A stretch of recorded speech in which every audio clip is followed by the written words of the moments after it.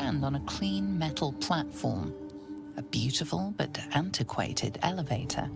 There are some scuffs to show its age, signs of things dragged onto it over the years, but it seems to be in good working order. What in the hells? I never knew this was here. This was always Cazador's private quarters. Only he ever came in here. Well, him and the unfortunate souls we brought to feed him.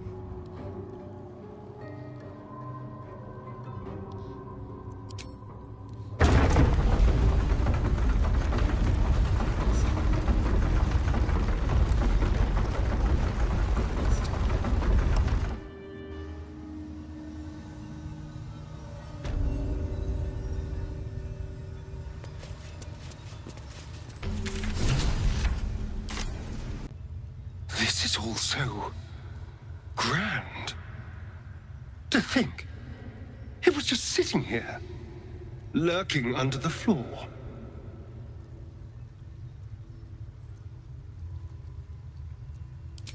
Of course not. It's not like he boasted about his secret lift. But it does make sense. He'd want somewhere grand for his ascension. This seems perfect. Now we just need to see what lies at the heart of this place.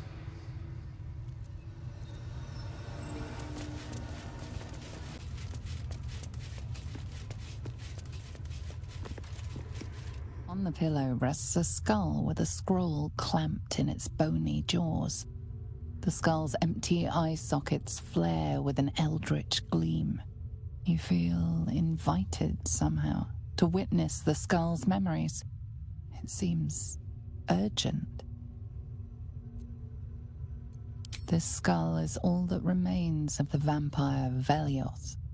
He turned Cazador, gave him the gift, and then taught him the rules of vampiric existence.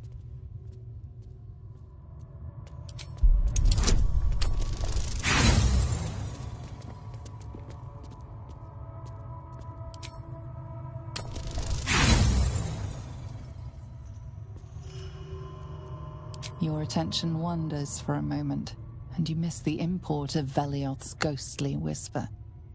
Velioth recalls when Cazador reached out to a former friend. His punishment was to watch as Velioth drained his friend dry.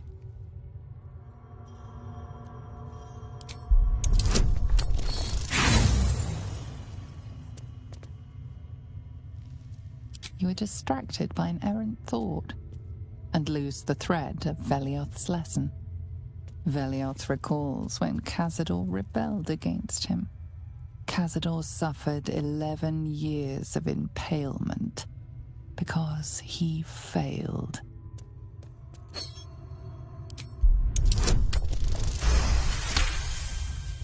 Velioth's third lesson is to act not in haste. A near immortal has time to plan, time to act only when others will pay the price of action. Velioth recalls Cazador, his lessons learned, killing him in the rite of perfect slaughter.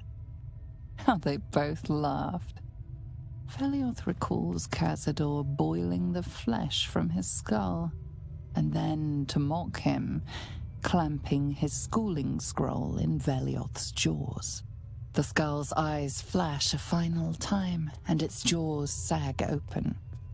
The scroll with all of Cazador's rituals is yours. Velioth is no more.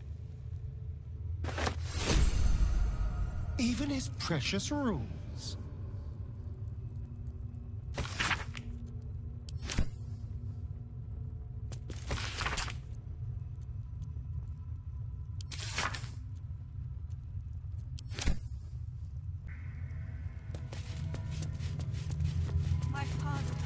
Approaching the cells, you're met with hollow-eyed faces. There's an almost physical stink of decay and neglect.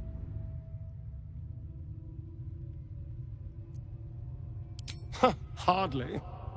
Cazador didn't keep me in luxury, but I've never seen anything like this. did they get here? What is Cazador doing with them? I should have guessed there was more to it than Raphael would ever have told. You're the one from the tavern. You smiled and joked and got me drunk. No. You're dead.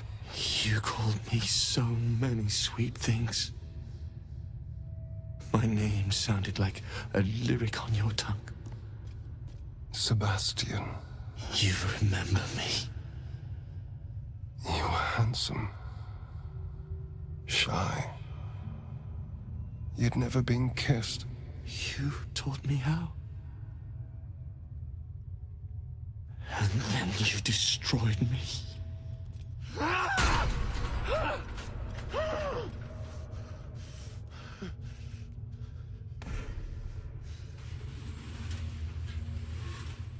It can't be.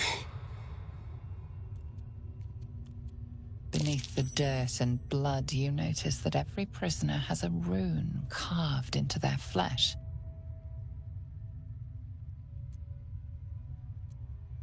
Then they're bound to the Black Mass, too. Bound through the scars. Through me. I know these faces. Every one that shares my scar. They're my conquests. I pursued them.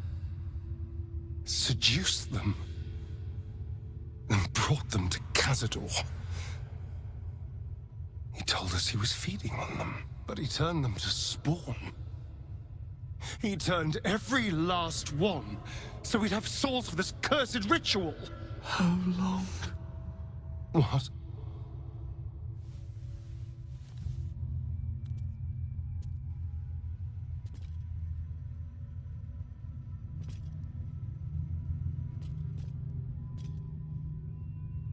How long have I been down here?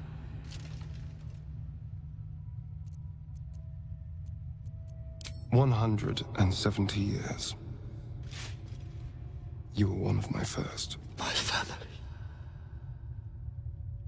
My friends. They're gone. You took them from me. You took everything from me.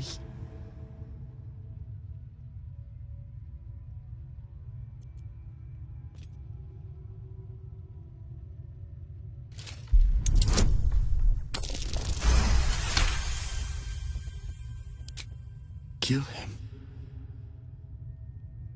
That monster. You can't. It's not possible. His staff. It controls everything. But he never sets it down. You'll never get it.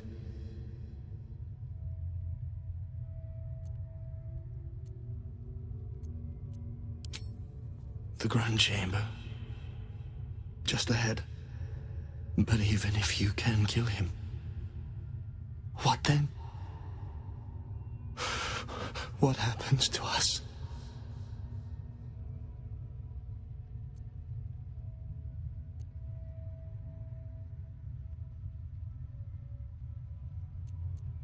I don't know. I just don't want to die. Whatever you do, just do it quickly.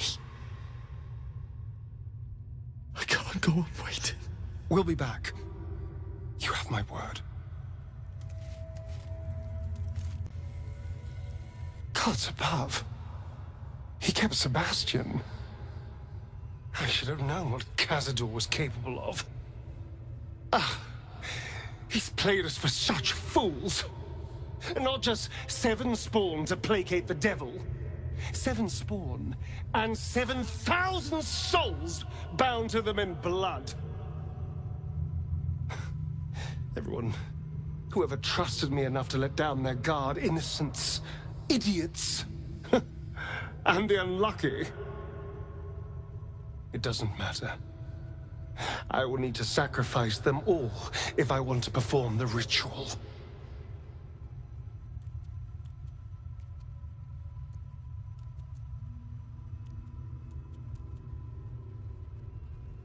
Thank you. Yes. This will all be over soon. It's just sickening. Seeing them again. I don't know what else.